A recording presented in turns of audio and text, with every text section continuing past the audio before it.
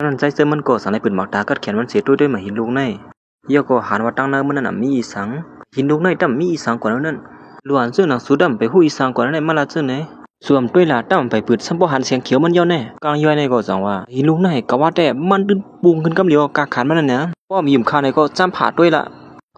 เลี้ยไรปะไหนก็กูลุงเขากูก็เป็นศักดิ์ศรีบรรค่าอีกหนึ่งป้อมาหินลูกในกาขันมันปุงขึ้นป้อในซึ้งไอหนุ่มอ่อนเมื่อไรคุบเขาอ่อนวันทั้งพี่เก่าที่ไหนนะลุงก็สุดที่กว่าตากระตั้งล้วนให้สั่งนั่นมันก็สั่งว่าสุอย่าไปมาห้ามเฮาเนาะวันเมื่อแน่เฮาติดตากระตั้งเขาเฮาเผาป้อไรฮู้สิกว่าก้นมือก่อนและล้วนปันมาเนี่ยมันเปลืองเงินซื่อหือนี่นั่นก็ไล่เขาสั่งดีกว่าอีสายแต่เซมันก็สั่งว่าป้อขาดซุ่มกว่าเนี่ยเขาได้คุบเขาต่อหน้าป้อลุงเฮาก็ค่ะป้อสุซุ่มเฮาเนี่ยรู้ดีหือไรมันก็สั่งขึ้นว่าป้อเขาซุ่มเมื่อเนี่ยก็ที่คุบเขาไผ่น้ำเมื่อกี้ไม่อย่าไปไม่เสือลองนั่นแท้ที่นั่นกล้าก็ที่ห้องเมื่อป้าว่าป้อเท่านี่ลีเขาป้อไหนแท้ป้อเสนันก็สั่งที่ไปเทิงอีสังละเฮากว่าผ่ามาหินนั่นกำเดียวเฮ้ยว่าในก็จะลากมาหินนั่นกว่ากำเดียวเฮ้ยกว่าข้าสั่งกุยสั่งเฮาเสเขาก็สั่งเลยเอามาหินนั่นมาปั่นก้นผ่ามาหินนั่นอยู่เย้านี่ไอ้น้องเมื่อผ่าบ้านเฮาอีกนึงดูมาหินลูกในวันเมื่อไหร่ปีที่เฮ็ดให้ล้วนกว่าในป้อเลยฮู้ดีกว่าที่มาอินกว่า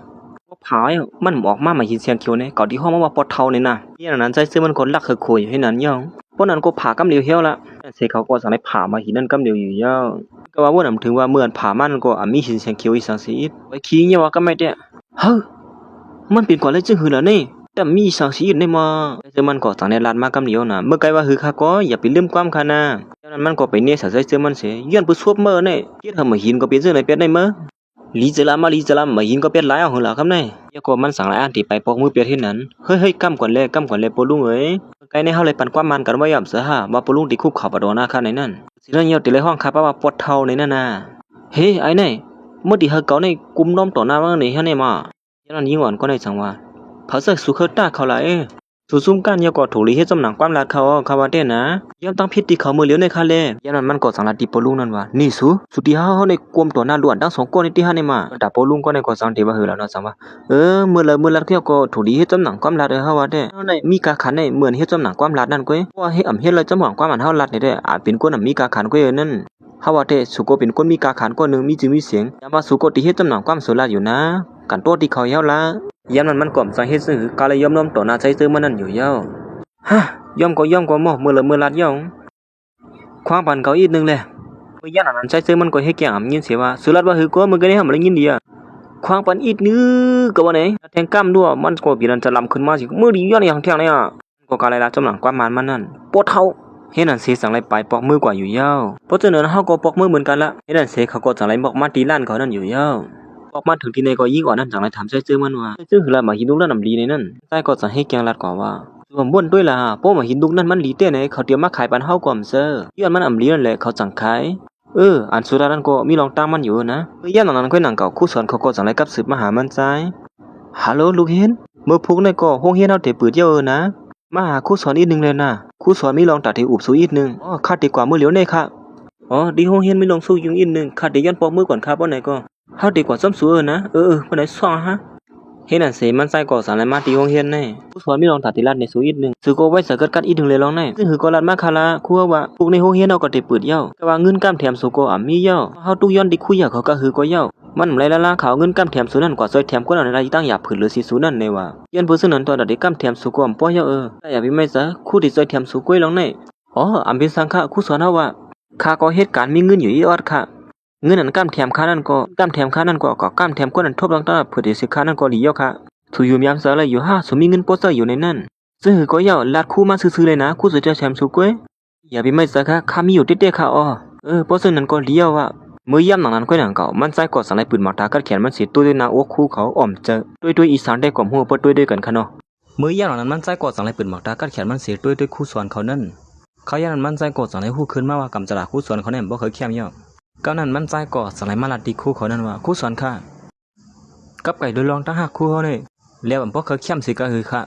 สุขยามในใกล้ๆบักตาด้วยก่อนเป็นคู่นั่นค่ะละอย่างนั้นคู่สอนเขาก็สังวนอยู่ว่าผัวในเราก็เหตุการณ์ต่างเว้งมันก็มีสีรองที่หาในมานางก็ยันปัวอะไรขอความผ่านฟังที่ใจเจอมันแหละคือก็หนังหือเตมันเจอนั่นจังไรขี่ก้าวขวาจ้อมขาผัวมันนั่นอยู่เย้าเห็นนั่นเสมื่อย่ำนั้นก็หนังเก่าผัวมันนั่งก็จังไรยกขึ้นก้าสีหอก้าออกกว่ามันนั่งก็คือเดี๋ยวเปิ้ลทึ่งอีสังจังไรล้ำซ้อมกำเหลียวอยู่เย้า เห็นนั่นเสียข้ายามนั้นก็หนังเก่าผมมันนั่งก่อจากในหอกามาที่ห้องเศร้าตีหนึ่ง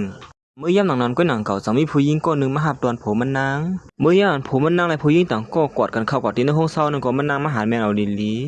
เฮ้หลอนลูกเฮียนฝันฟังนั่นแม่เอาดีลีลงนี่อย่างนั้นมันนั่งกล่อมสังฮิตจือเลยนายกับสืบหาลูกเฮียนมันนั่งนั่นนี่ลูกเฮียนใจครูสอนอี1 2 ลาย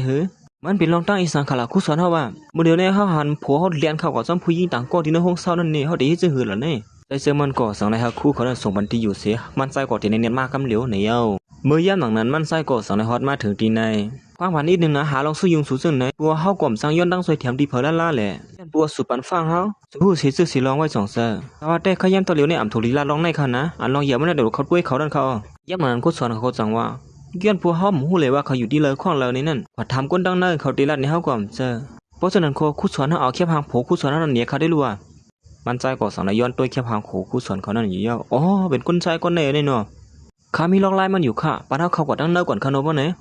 สิมันใจก็จังไรลากแขนคู่สอนเขานั่นเรียนเขาก็ดังนั้นกำเหลียวอยู่เยอะพอมาถึงดังนั้นก็มันใจก็จังไรปืนหมากตาก็แขนมันสิหาด้วยกว่าก็มีข้ออยู่เยอะย่าเหล่านั้นก็จังไรหันเป็นข้อนั้นกำเหลียวเฮ้ยกันไหนฮะนี่มาใจก็จังไรหู้ขึ้นมากำเหลียวว่าเป็นข้อในนั่นคู่สอนเขาค่ะข้อในเขาเตียนเขาอยู่ไว้อยู่นั่นตีว่าซึ่งหือขนาดตีเรียนเขาก็กำเหลียวค่ะนั่นก็จุ๊บไปดังนอกเนี่ยเมื่อย่าเหล่านั้นคู่สอนก็จังทำมันใจว่าสู้เลยซึ่งหือว่าเขาอยู่ที่ในข้อในนั่น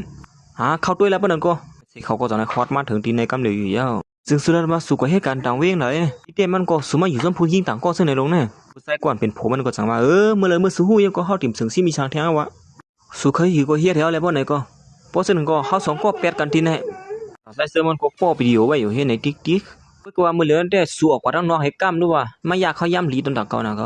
ก็คันหาน้ำมาก็มื้อเฮ็ดให้เขาโกจังไรออกกว่ากำเลยยังไอ้ว่ามันดึกโป้ดีๆก็มันตัวยำหานคนนั้นจำกันหามาเสือเขาออกขวามาขับคืนหน้าการเฮาแดงกล้ามแล้วบ่ไหนก็ที่นั่นเหี่ยวเขา2ก้อนนี่ก็ย่านคู่สอนเขาได้เปลี่ยนบนกวางเสคำเสือไว้อยู่แต่คู่สอนเจ๊ดำตาเสก่อนเขาเลยย่อติดสิเพชรซึ่งหือแทงกว่าฐานเลยเมื่อย่านหลังนั้นมันนั่งก่อสังลานว่าเฮาวนไรว่าเฮาวนเลี้ยวพวกในเฮาติกว่าย้อนออกการที่ห้องเฮียนเสียเฮาเตรียมเฮ็ดคู่สอนว่าตีกว่าลือเสือต่างเวียงเหคู่สอนเฮาตียองกว่าย่าคาเน่ย้อนผู้ใจอ่อนก็เหลียวกว่าคู่สอนเฮาเฮ็ดซึ่งนั่นเนี่ยกึ่งกามันอยู่หาเน่เขาว่าได้คู่สอนเฮาหรือว่าสะเกียนเคียงเขาลองเน่ย่านหลังนั้นคู่สอนก็สังไรถามมันซ้ายเมื่อซ้ำตีเฮาก็เฮ็ดหือละบ่ไหนเขาว่าแต่ว่าเสียคู่เฮาลือเฮียนก็ถึงกำคำมากกว่าเลยมุนๆซื่อๆก็เลยอยู่ค่ะรู้เพราะว่าคู่สอนเฮามีเงินมาไหนได้ทุบหันลองตั้งหักแจจังแหละลองตั้งซื้ออันเต้มันเขาอย่าไปวนน้ำอย่าย่อคาลาก้วยกามือเรียนซ้ำเฮาตีจึงหาเงินเลยล่ะฮู้จักลายก็ย่านหลังนั้นมันใจก็จังละที่คู่สอนเขานั่นว่าเพราะฉะนั้นก็มัดด้วยที่ห้องการเขานั่นแหละสุดตันมีห้องการว่าแล้วนั่นกูมันนี่สุนั่นเพราะฉะนั้นก็คาที่อ่อนคั่วกว่าด้วยผมอยู่ก็ฉะนั้นเสียมันใจก็จังในห้องคู่สอนกว่าที่ห้องการที่กูมันนี่มันใจนั่นอยู่ยาวเมื่อฮอดมาถึงที่กลุ่มนี้มันซ้ายนั่นก็คู่สอนก็เปลี่ยนยองอ้ามได้เที่ยวว่าโอ้โหบ่นถึงมาสุเฮ็ดอะไรบ่เป็นดันได้เนาะดีอ้ามเตียวกลุ่มนี้ค้าได้ก็มีสังนำให้ก็หืนเขาค่ะการอันเต้ๆมันได้ก็เป็นการลงตื่นเสียอะไรกินซ้ำน้ำตอนมันอีออดให้นั่นก้อยเขาเนี่ยคู่สอนหอมจ้าๆนั่นก็มาเลยเพี้ยนกันที่ไหนก็อะไรอยู่ค่ะนะข้ายืมยามาบอกครัวไม่เฮ็ดที่ไหนแต่ตื่นมีเงินนำห้างค่ะนะข้ายืมยามเต้ค่ะยืมสัง1 เดือนอะไรเป็นไรเซียนก่อนอยู่ค่ะว่าเด้เฮาได้เฮ็ดไรเต้ค่ะนี่